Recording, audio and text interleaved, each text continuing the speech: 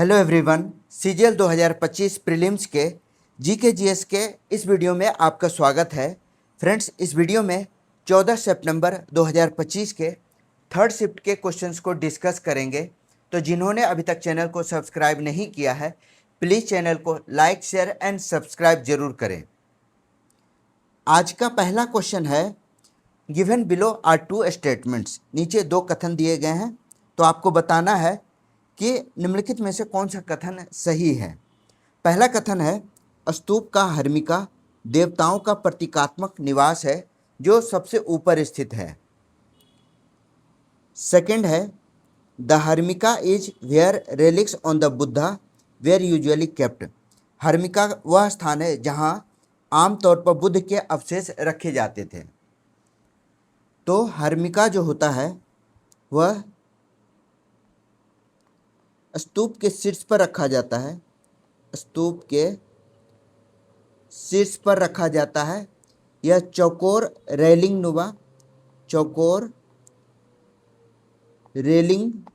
नुमा भाग होता है जिसमें देवताओं का जो प्रतीकात्मक निवास होता है, देवताओं का प्रतीकात्मक निवास होता है। बुद्ध के जो अवशेष है वह गुंबद के अंदर रखे जाते थे, ना कि हर्मिका के अंदर। तो इसका राइट आंसर क्या होगा? तो इसका राइट आंसर है ओनली वन। हर्मिका स्थान है जहाँ बुद्ध के अवशेष रखे जाते थे। Only one is correct. तो इसका राइट आंसर है सी। कथन एक सत्य है लेकिन कथन दो असत्य है। अगला सवाल, which Veda primarily contents ritual formula and detail procedure for performing sacrifices. किस वेद में मुख्य रूप से अनुष्ठान सूत्र और बलिदान करने की विस्तृत प्रक्रिया शामिल है? तो अनुष्ठान और बलिदान की विशिष्ट प्रक्रिया यह यजुर्वेद में है। यजुर्वेद में यज्ञ की विधि और मंत्र का विस्तार से वर्णन है। यज्ञों की विधि और मंत्र का विस्तार से विवरण दिया गया है। तो इसका राइट आंसर क्या होगा? इसका राइट आंसर है बी, यजुर्वेद। नेक्स्ट क्वेश्चन है, which of the following statement best defined ghana vadya in the context of Indian traditional music.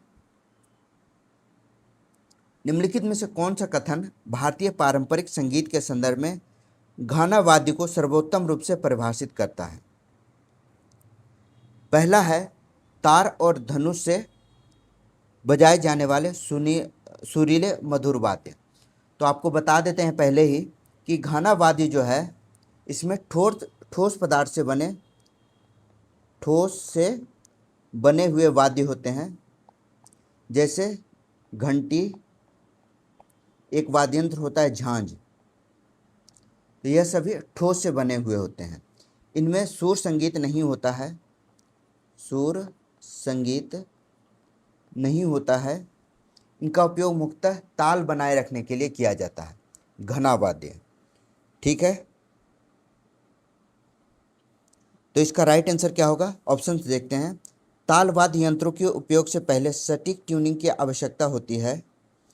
तार और धनुष से बजाए जाने वाले सुरीले मधुर वाद्य हैं। थर्ड है, ठोस गैर ट्यून योग्य वाद्य यंत्र मुख्य रूप से लोक संगीत में लय के लिए उपयोग किए जाते हैं। तो सी इसका राइट आंसर है। अगला सवाल, which of the following statements about sculling in swimming is correct. तैराकी में स्कलिंग के बारे में कौन सा कथन सही है? तो स्कलिंग जो होती है, तैराकी में स्कलिंग, यह एक तकनीक है जिसमें पानी के नीचे हाथ हिलाकर संतुलन बनाए रखा जाता है। हाथ हिलाकर संतुलन बनाया जाता है। यह शरीर को स्थिर और दिशा को नियंत्रित करने में मदद करता है। तो क्वेश्चन में कहा गया कौन सा कथन सही है। पहला कथन है डूबने से बचने के लिए स्कलिंग का उपयोग केवल शुरुआती लोगों द्वारा किया जाता है। स्कलिंग के दौरान हाथ पानी के सतह से ऊपर रहते हैं। फॉरवर्ड स्कलिंग में भुजाएं सीधी और सामने की ओर स्थित रहती है। स्कलिंग में पानी के अंदर हाथों को चलाकर संतुलन बनाए रखा जा सकता है। तो डी इसका राइट आंसर है। अगला सवाल है who become India first Asian Games gold medallist by winning the 100 metre freestyle swimming event at new Delhi in 1951। 1951 में नई दिल्ली में 100 मीटर फ्री स्टाइल तैराकी स्पर्धा जीतकर भारत के पहले एशियाई खेलों के स्वर्ण पदक विजेता कौन बने थे। तो पहले स्वर्ण पदक विजेता जो कि 100 मीटर फ्री स्टाइल में जीता था उनका नाम था सचिन नाग। सचिन नाग इन्होंने तैराकी में भारत को अंतर्राष्ट्रीय स्तर पर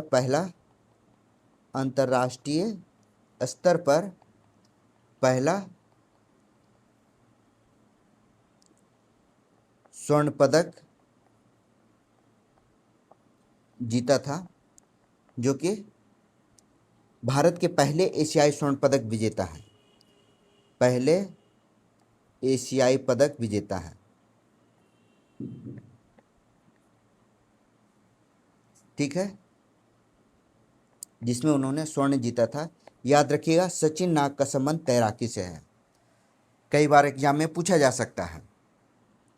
अगला सवाल how did Raja Ram Mohan Roy contribute to the movement against the practice of sati in early 19th century Bengal.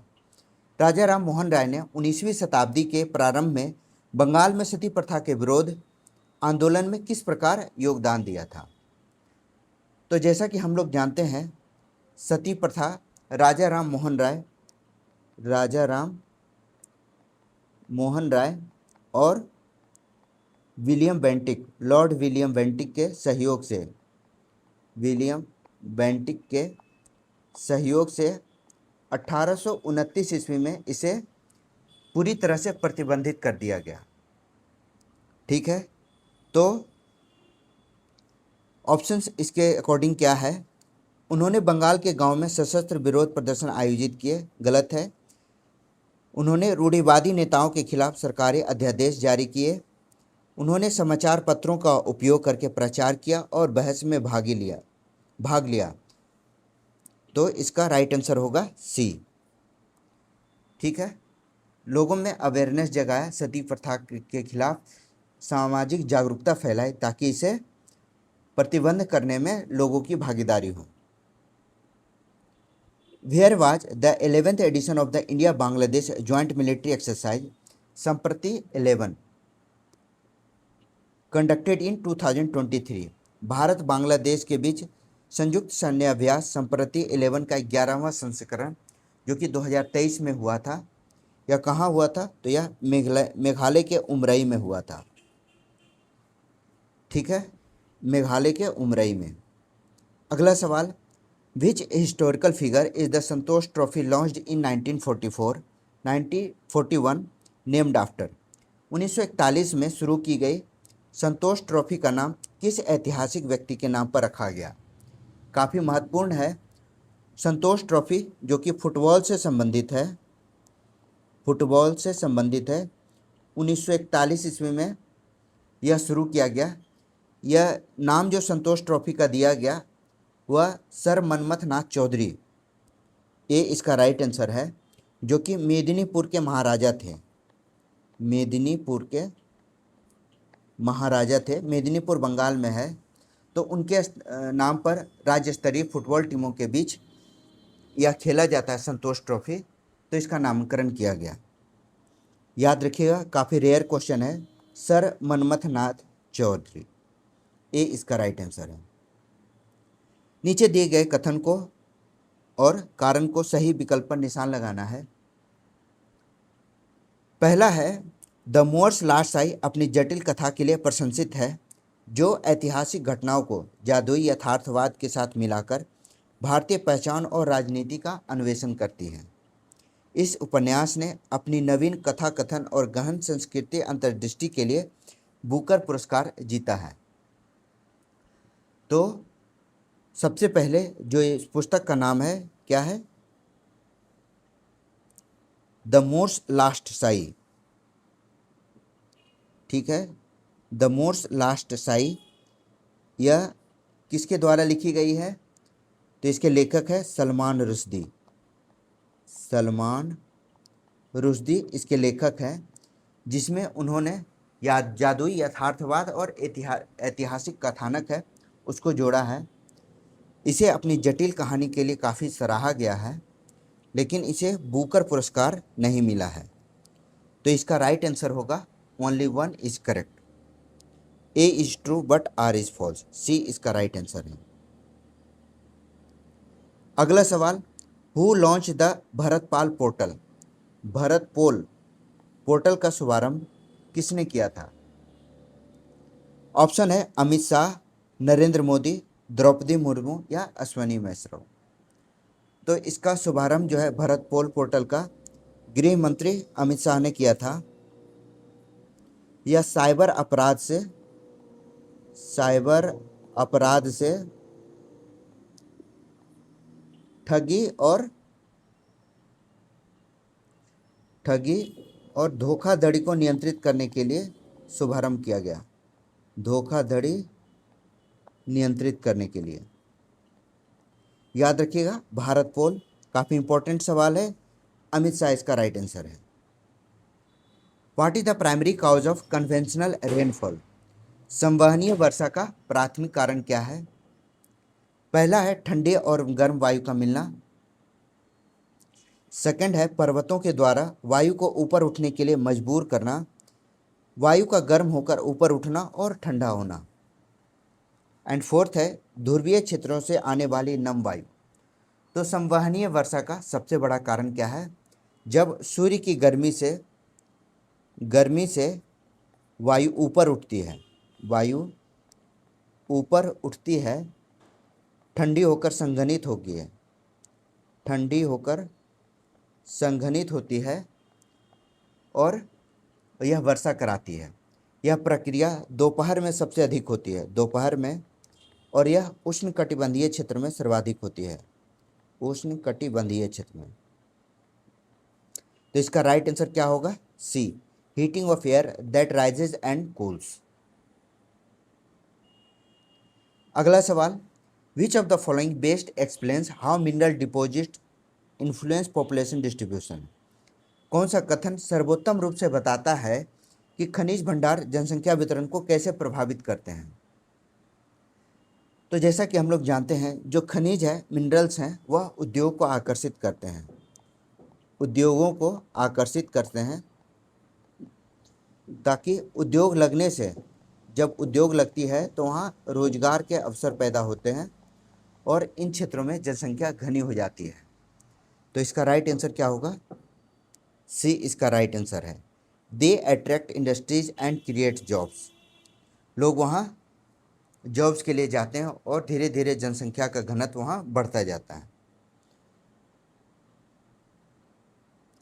अगला सवाल, which of the following statements accurately reflect the relationship between demographic transition and replacement level? कौन सा कथन जनसांख्यिकीय संक्रमण और प्रतिस्थापन स्तर के बीच संबंध को सटीक रूप से दर्शाता है? पहला है तीसरे चरण में प्रजनन दर प्रतिस्थापन स्तर के करीब आने लगती है। जनसांख्यिकीय स्थिरीकरण तब होता है जब प्रजनन दर प्रतिस्थापन स्तर से नीचे गिर जाता है। उच्च वृद्धि दर से निम्न वृद्धि की ओर संक्रमण प्रतिस्थापन स्तर तक पहुंचने के साथ मेल खाता है। प्रतिस्थापन स्तर का जनसांख्यिकीय संक्रमण से कोई संबंध नहीं है। तो इसका राइट आंसर क्या होगा? इसका राइट आंसर है तीसरे चरण में जन्म दर घटकर प्रतिस्थापन स्तर के पास आ जाती है। ए इसका राइट आंसर है। यह जनसंख्या स्थिरीकरण के दिशा में एक संकेत है।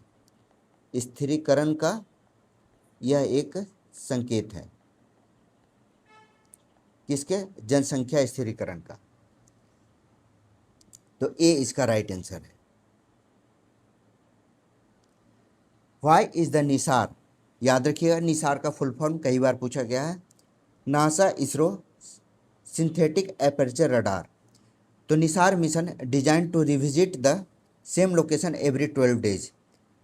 निसार मिशन को हर 12 दिनों में एक ही स्थान पर पुनः जाने के लिए क्यों डिजाइन किया गया है? क्योंकि यह पृथ्वी की सतह पर होने वाले परिवर्तन को मापता है। पृथ्वी की सतह पर परिवर्तन को मापता है। यह हर 12 दिन के बाद वही स्थान पुनः देखने से वह डेटा को चेंज करता रहता है, बदलता रहता है, जिससे कि भूमि के विकृति और ग्लेशियर का सटीक विश्लेषण करता है। ग्लेशियर में होने वाले परिवर्तन का सटीक विश्लेषण करता है। तो इसका राइट आंसर क्या होगा? इसका राइट आंसर है to ensure consistent coaching of data, data के निरंतर भंडारण को सुनिश्चित करने के लिए। Which biomolecule act as the primary energy storage in animals. कौन सा जैव अणुओं में पशुओं में प्राथमिक ऊर्जा भंडारण के रूप में कार्य करता है? तो ग्लाइकोजन जो है वह पशुओं में ऊर्जा संग्रह का प्रमुख अणु है।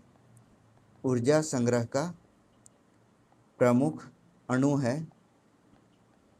यह यकृत और मांसपेशियों में संग्रहित होता है। यकृत और मांसपेशी में संग्रहित होता है, आवश्यकता पड़ने पर यह ग्लूकोज में बदल जाता है। तो 1 इसका करेक्ट आंसर है। Under article 262 of the Indian constitution which interpretation most accurately reflect parliament authority regarding interstate water dispute। भारतीय संविधान के अनुच्छेद 262 के अंतर्गत राज्यों के बीच जल विवादों के संबंध में संसद के अधिकार की कौन सी व्याख्या सबसे अधिक है, सबसे सटीक है? पहला है नदी नौवहन पर कानून बनाना लेकिन सुप्रीम कोर्ट के अधिकार को सीमित नहीं करना। सेकंड है जल विवादों के लिए न्यायाधिकरण स्थापित करना और सुप्रीम कोर्ट की समीक्षा को प्रतिबंधित करना। एंड थर्ड है राज्य स्तरीय जल निकायों को अस्थायी रूप से समाप्त करना। एंड फोर्थ है न्यायालय कार्रवाई से पहले अंतर्राज्य परिषद मध्यस्थता को अनिवार्य बनाना। तो जो जल विवाद है, अंतर्राज्यीय जल विवाद, उस पर संसद कानून बना सकती है। इसके लिए विशेष न्यायाधिकरण स्थापित किया जा सकता है। ठीक है, तो इसका राइट आंसर क्या होगा? B, set of tribunals for water dispute and bar Supreme Court review. जल विवादों के लिए न्यायाधिकरण स्थापित करना और सुप्रीम कोर्ट की समीक्षा को प्रतिबंधित करना।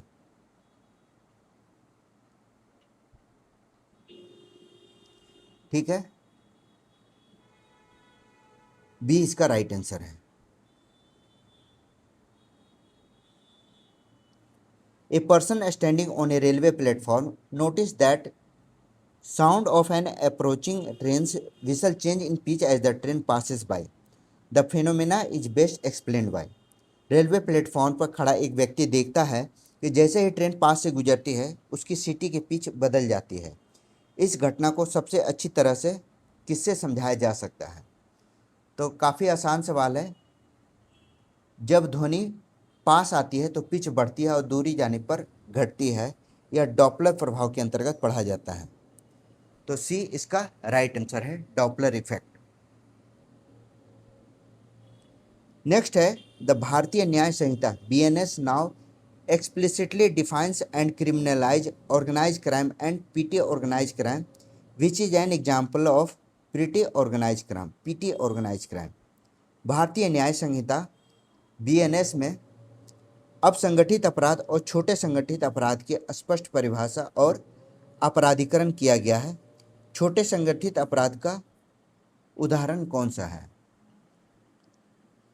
तो छोटे संगठित अपराध में आता है गिरोह के द्वारा चोरी, धोखाधड़ी, तस्करी, theft committed by a gang. तो सी इसका राइट आंसर है।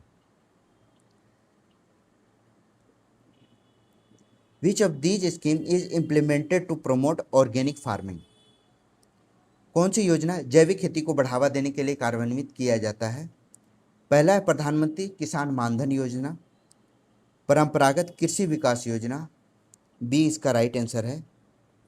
परंपरागत कृषि विकास योजना, जिसके अंतर्गत जैविक खेती प्रोत्साहित करने की यह एक सरकारी योजना है, जिसमें किसानों को रसायन मुक्त खेती करने के लिए प्रोत्साहित किया जाता है, उन्हें सहायता दी जाती है। याद रखिए, जैविक खेती जो है वह पर्यावरण अनुकूल खेती है। तो बी इसका राइट आंसर है। कथन और कारण है, बताना है कौन सा कथन सही है। राष्ट्रीय एकल खिड़की प्रणाली नेशनल सिंगल विंडो सिस्टम निवेशकों को मंजूरी प्रदान करने में सहायता करती है। ठीक है, यह एक अलग मंत्रालय के रूप में कार्य करता है। तो पहला कथन तो सही है, सेकंड अलग मंत्रालय के रूप में नहीं, बल्कि यह एकीकृत ऑनलाइन मंच है, इंटीग्रेटेड ऑनलाइन पोर्टल है, जिसमें निवेशक को विभिन्न अनुमति होती है, परमिशंस होती है, उन्हें एक ही पोर्टल में दिलाने में मदद करती है। तो इसका राइट आंसर क्या होगा? ए सत्य है लेकिन आर असत्य है। C is the right answer. Based on the 2024 travel and tourist development index TTDI, which describe global trend in tourism. यात्रा और पर्यटन विकास सूचकांक TTDI के अनुसार पर्यटन में वैश्विक रुझान का कौन सा विकल्प सही रूप से बताता है? पहला है निम्न आय वाले देश शीर्ष 30 में प्रमुख है। पहला ही गलत है, इसमें उच्च आय वाले देश हैं। उच्च आय वाले देश शीर्ष 30 में प्रमुख हैं। यूरोप और एशिया प्रशांत के देश शीर्ष स्थान पर हैं। ठीक है, अमेरिका और मीना क्षेत्र शीर्ष 30 का आधा हिस्सा है। तो यहाँ बी करेक्ट आंसर हो गया। जो 30 अधिक आय वाले देश हैं वह यूरोप और एशिया के प्रशांत क्षेत्र से हैं। तो बी इसका राइट आंसर है। The Aravalli green wall project launch in 2023 aims to achieve which of the following. 2023 में शुरू की गई अरावली ग्रीन वॉल परियोजना का उद्देश्य क्या है? तो इसका उद्देश्य है अरावली पर्वतमाला में जो क्षतिग्रस्त जंगल है, क्षतिग्रस्त जंगल का पुनर्स्थापन, यानी फिर से जंगल स्थापित करना। जैसे हरियाणा, गुजरात, राजस्थान तक के जो क्षेत्र है उन क्षेत्र को कवर करना। ठीक है, तो इसका राइट आंसर क्या होगा? इसका राइट आंसर है अरावली पर्वतमाला में क्षतिग्रस्त वन क्षेत्रों का पुनर्स्थापन। सी इज द राइट आंसर। निम्नलिखित में से कौन सा कथन संयुक्त क्षेत्र उद्योग को सर्वोत्तम रूप से परिभाषित करता है? संयुक्त क्षेत्र उद्योग, ज्वाइंट सेक्टर इंडस्ट्रीज के बारे में। पहला है ये सार्वजनिक और निजी क्षेत्र के संयुक्त स्वामित्व वाले उद्योग होते हैं। बिल्कुल सही है, पहला ही करेक्ट आंसर है। यह सार्वजनिक और निजी दोनों क्षेत्र के कंपनियां होती हैं, उद्योग होते हैं। सरकार व निजी पूंजी मिलकर इनका संचालन करती है। जैसे इसका बहुत बड़ा उदाहरण है मारुति इंडस्ट्रीज लिमिटेड, जिसमें प्राइवेट और सरकारी दोनों पूंजी लगी है और वह सफलतापूर्वक चल रही है। मारुति इंडस्ट्रीज लिमिटेड, ए इसका राइट आंसर है। Which authority decide whether a bill is a money bill. आपने देखा मनी बिल पर बहुत सवाल पूछे गए हैं, तो आपको इसे कंप्लीट करके तैयार करना है कि कैसे मनी बिल पे और भी सारे सवाल पूछे जा सकते हैं। मनी बिल पर, BNS पे, इन सब पर हर एक सेट में सवाल आए हैं। तो पहला क्वेश्चन है इसका, कौन सी प्राधिकरण यह निर्णय करती है कि कोई विधेयक धन विधेयक है या नहीं? तो लोकसभा अध्यक्ष यह निर्णय करते हैं कि कोई भी विधेयक धन विधेयक है या नहीं। धन विधेयक में ऑब्वियस है, केवल धन से जुड़े मामले होते हैं, वित्तीय विषय होते हैं। इसमें राज्यसभा सिर्फ सुझाव दे सकती है, सिर्फ सुझाव दे सकती है, इसे रोक नहीं सकती है। तो इसका राइट आंसर है सी। What astronomical observation is most severely hampered by the increasing level of urban light population? शहरी प्रकाश प्रदूषण के बढ़ते स्तर से कौन सा खगोलीय अवलोकन सबसे अधिक प्रभावित होता है? पहला है सूर्य धब्बे, ग्रहों का पारगमन, डीप स्काई ऑब्जेक्ट, गहरे आकाशीय पिंड, या लूनार फेस, चंद्रचरण। तो इसका राइट आंसर होगा सी, डीप स्काई ऑब्जेक्ट्स, जो कि शहरों में आप जानते हैं आजकल कृत्रिम रोशनी से आकाशीय दृश्य जो है वह धुंधले हो जाते हैं, ठीक है, जिसके कारण आकाशीय पिंड दिखाई नहीं पड़ते हैं, गहरे आकाशीय पिंड दिखाई नहीं देते हैं। तो सी इसका राइट आंसर है। तो ये था 14 सितंबर के थर्ड शिफ्ट का कंप्लीट एनालिसिस। वीडियो कैसा लगा कमेंट में ज़रूर बताइए। वीडियो को लाइक, शेयर और सब्सक्राइब जरूर कीजिए। मेरा नाम है Rahul Sinha. Thank you for watching.